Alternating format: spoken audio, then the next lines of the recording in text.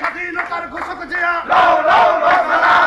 যুদ্ধের নায়ক জিয়া চালো রে চালো আগুন জ্বালো হই রই রই হাসিনা গেলি কই হাসিনা গেলি কই হই হই রই রই হই হই রই রই হাসিনা গেলি কই দিন ভাইয়ের বয়রা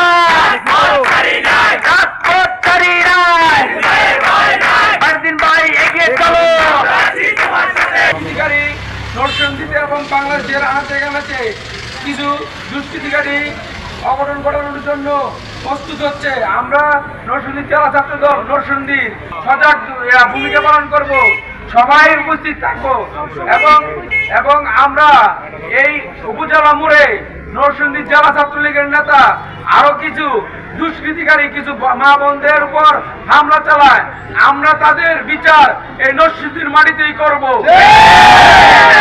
এই নরসিংদী জেলা ছাত্র দল নরসিংদীতে যতগুলা প্রথম থেকে ছাত্র আন্দোলনের প্রথম থেকে আমাদের বাংলাদেশ ছাত্র দলের সভাপতি রাকিব হাসান এবং বাংলাদেশ ছাত্র দলের সেক্রেটারি সংগ্রামী সেক্রেটারি নাসির ভাই আমরা একাত্মতা ঘোষণা করেছি। প্রতিটি আন্দোলনে আমরা জেলা ছাত্র দলের নেতারা যারা যারা ছিল সবাই স্বতঃস্ফূর্তভাবে এই আন্দোলনে অংশগ্রহণ করেছেন। আমরা চাই এই দেশটা 2024 সালে আমরা এখন থেকে বাংলাদেশে গণতন্ত্র চালু হবে, গণতন্ত্রের মধ্যে চলবে, সবার কথা করার অধিকার থাকবে, যারা যারা দুর্নীতিবাজ সবাইকে আইনের আওতায় ধরা হবে, যারা যারা এই হত্যার সাথে এবং নরসিংদীতে যারা এই তাণ্ডব লীলা চালিয়েছেন, আমাদের সাধারণ ছাত্রছাত্রীদের উপরে হামলা চালিয়েছেন, সবাইকে আইনের আওতায় ধরা হবে, আইনের আওতায় আনা হবে।